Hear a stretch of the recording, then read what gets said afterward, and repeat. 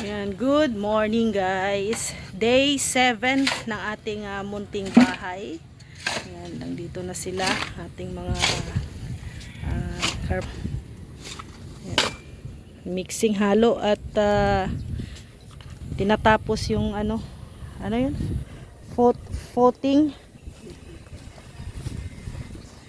sa ano guys, wall footing. Ayan. Tigas na yan. Paikot yan. Doon. Ikot.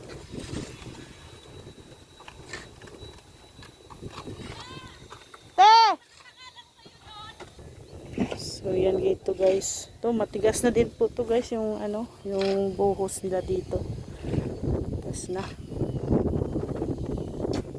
Yan footing na po. Dito yung ano, dito yung CR. Ito guys, septic tank yan dito. Yung CR.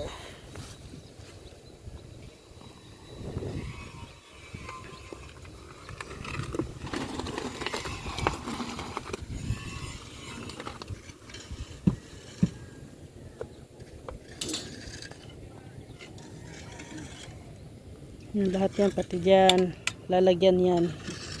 Lalagyan ng footing yan.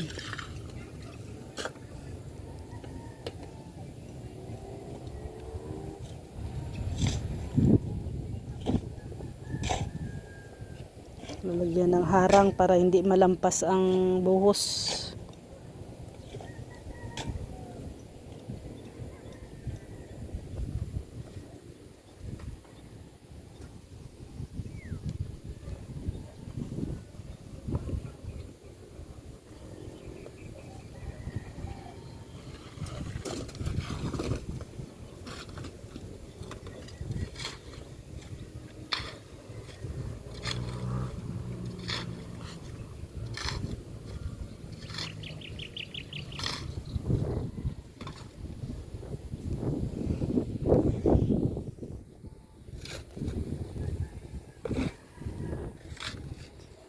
Ito yung ano ngayon, morning na gawa.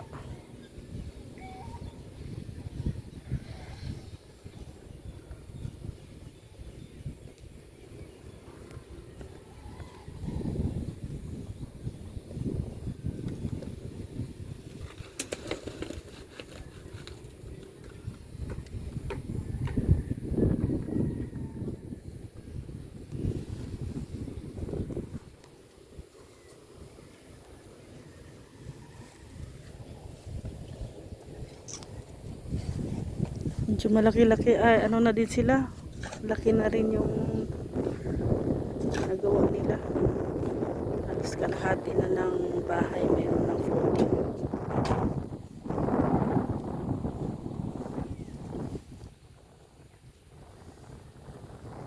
Kasi yung footing pala yan yung papatungan ng hollow blocks.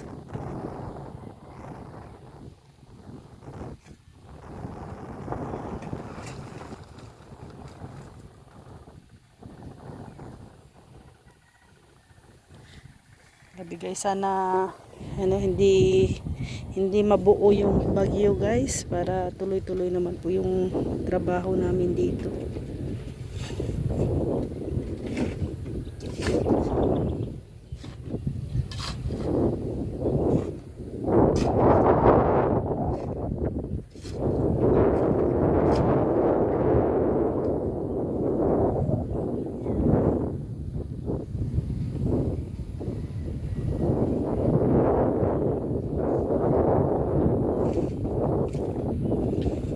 Si Rex po ay ano, pinuntahan yung isang magdi-deliver ng yung isang supplier ng buhangin at graba. Pinuntahan po niya kasi need na pong magpa-deliver. Kasi wala na kaming graba. Kulang. Nag-order na rin ako kay Abante. Dami po kasi nag-order kay Abante guys, kaya hindi niya masyadong ma-accommodate lahat. Yung iba naman na mag-deliver, hindi ayaw pumasok pag alam nilang dito ang delivery. Kaya yung isa naming contact, pinuntahan ni Rex, yung nag-deliver nitong mga hollow blocks. Pero doon lang po sa labasan. Kanyang delivery, hindi na makapasok dito.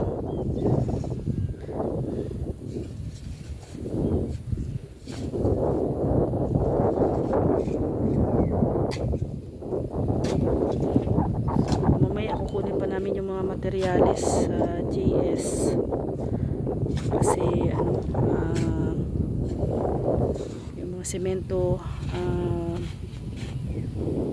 bakal, isahang na lang pasok dito.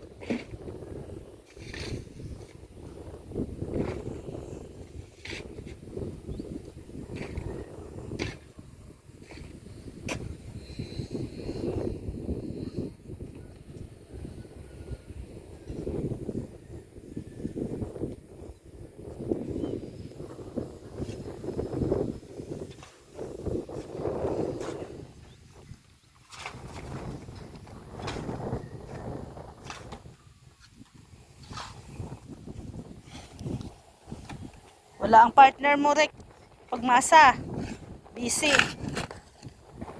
Okay lang. Kaya.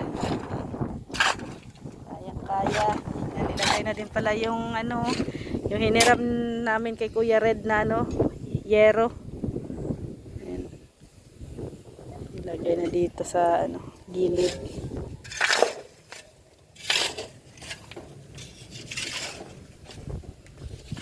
Bumili na rin po kami ng guys, ng isda.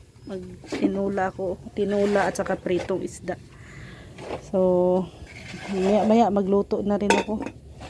Nagpaano pa ako ng tubig. Kasi ayan, lalagyan ko yan tapos ilalagay sa freezer ni Mr. J para may may malamig na tubig. Sana uminit.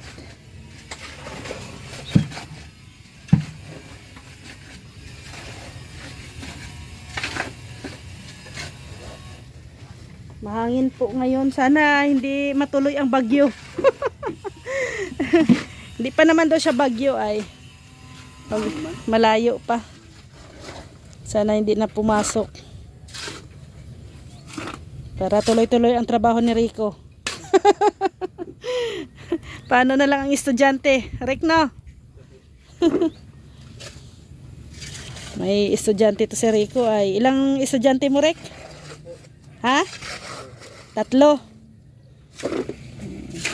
3 estudyante araw-araw. Grade 10, grade 11, 7 saka grade 5. Oh, 10, 7 at 5. Magastos sa pang-araw-araw. Kayo, Gar, estudyante. Estudyante din. Ilan? 3 din sa'yo. Ikaw GR? Lang yan dyan. Isang estudyante. Kaya kailangan talagang magtrabaho. Hindi pwedeng may bagyo. Ano na lang. Araw-araw, gastos, kain.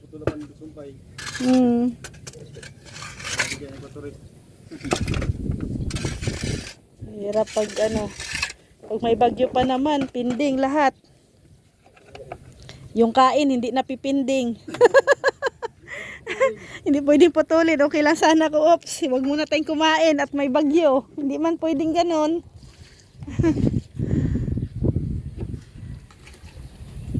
Paano, anong gagawin? Wala na tayong graba. Ha? Mahakot na naman ang Mahakot? Oh. Nag-usap na kami kaso lang. Unahin niya daw muna dyan, oh. Ha? Mag-una nga siya daw muna kay Ate Jo. Baka mamaya pa yun. Ha? Baka mamaya pa. Hapon. Wala si Sherwin? Lago tayo nito. si tata yung may chariot, kinausap ko. Ah. Mayroon daw mga buhangin doon. Oh, ano sabi? Eh, sabi ko mag-deliver ng ano, bye-bye. Mm. Pang asintada. Sabi niya, sige na. Mag-deliver Sana, siya ngayon. Sana magpaka-deliver siya mamaya. Sana makarating. Si tatay na ang ano doon, bahala. Alam naman na ni tatay yun. Oo. Pero doon pa rin. Diyan pa rin. Diyan pa rin. Wala tayong choice kaysa wala. Sa pag-deliver niya dyan sa yan. Yan lang tama na. Oh. Hanggang dyan lang talaga sa labasan. Ay, nag-order ako ng tubig kay Nilsson. Wala pa siya ay. Nandoon yung ating tubigan. Oh. Ha? Ano? Malinis yan. Malinis yan. Nandoon may baso pa man siguro doon sa langgana.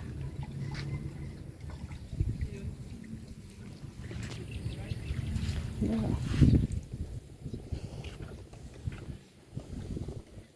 Sayang ang panahon, no?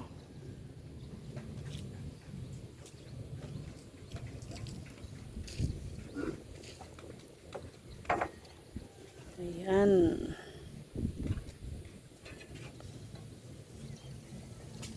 Hakutin na naman daw yung hollow blocks. May hollow blocks pa kasing natira doon ay.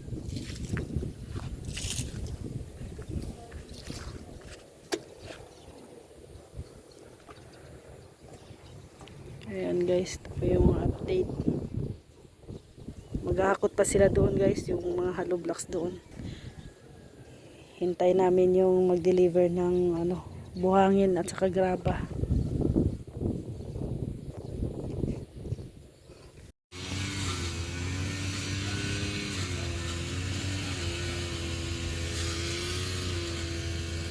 Nilalagyan na po nila ng yan guys, dagdag asin kahoy yung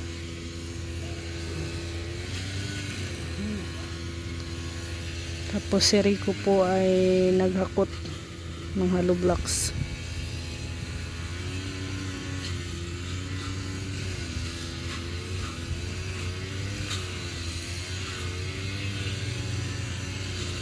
Ganito po pala magpabahay guys, no? Hindi po talaga biro.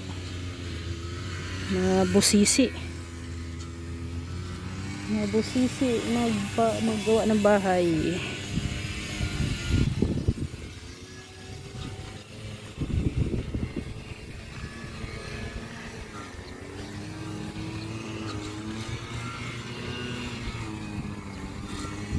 Mabutit marunong na kayo gumawa ng bahay Ilang taon na kayo nagagawa? Tagal na. 15 years? Grabe.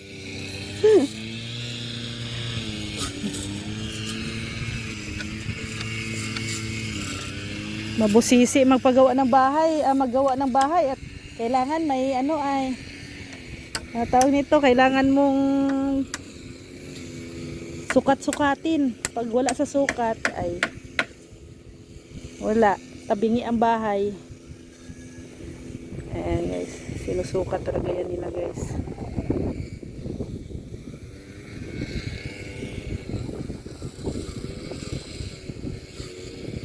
Anong purpose niyan?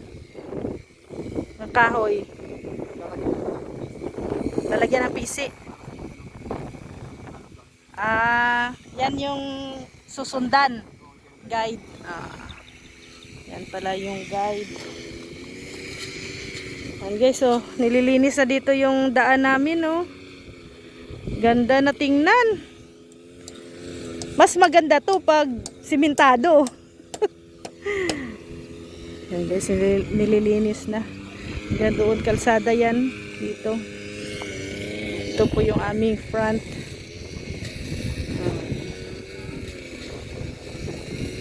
Nililinis na po siya kasi may budget na daw po ang mga kalsada dito.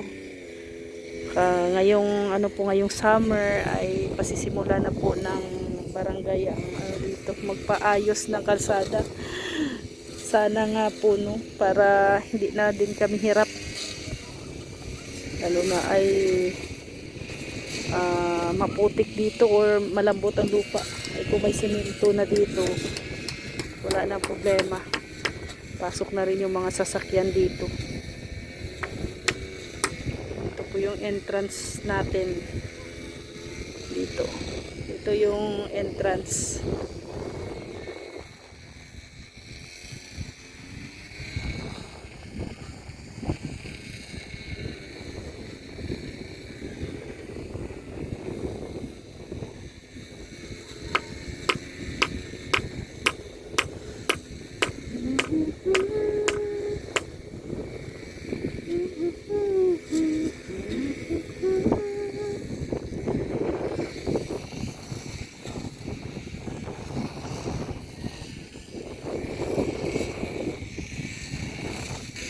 Yan, ano na po yan guys, naglalagay na sila ng guide para sa hollow blocks.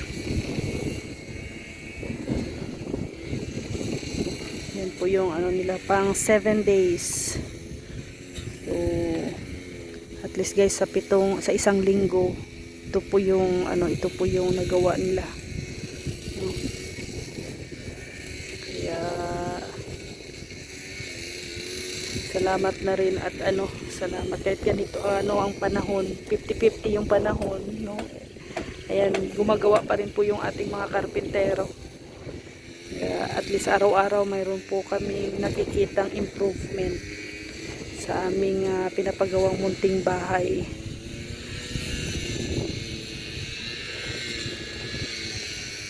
Yan, wala na kaming graba dito. Ang buhangin namin tatlong sako. Tatlong sako na lang at magde-deliver daw mamaya. Tatlong sako na lang guys. Itong nakaraan po yan, 3 kubiko yan dyan na buhangin, kulang. Kaya mag-order ako ng mas maraming buhangin. So yung graba, kailangan ko pa ng nasa apat pa na graba. 4 cubic na graba, then buhangin ang the rest. Mas marami ang buhangin kasi magsisimula na ng filing ng hollow blocks. And hopefully wag nang tumuloy yung bagyo. Kasi nga daw po guys ay mayroong pong nagbabadyang bagyo, no, yung si Ada. Sana ay wag nang mabuo at wag nang pumunta dito sa Camarines Norte. Iba pa naman pag magbagyo dito, halos buwan bago matapos yung ulan. Grabe yan dito guys sa norte. Yung ulan, walang tigil pag may bagyo. Idaanan pa naman ng bagyo dito. Kaya mas marami ang ulan kaysa init. Mas marami ang dito. Yung summer dito, ilang buwan lang, mga nasa 2 buwan lang yata ang summer dito. The rest, na po yan. Maulan na po ang panahon na yan.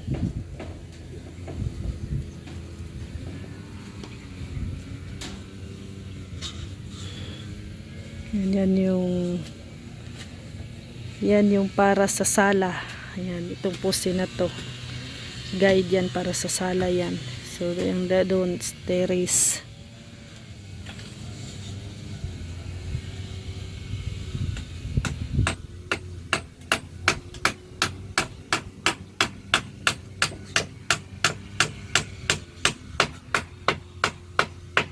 May dyan may tinapay.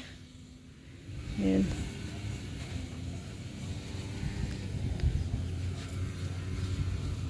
Tinapay at saka palaman.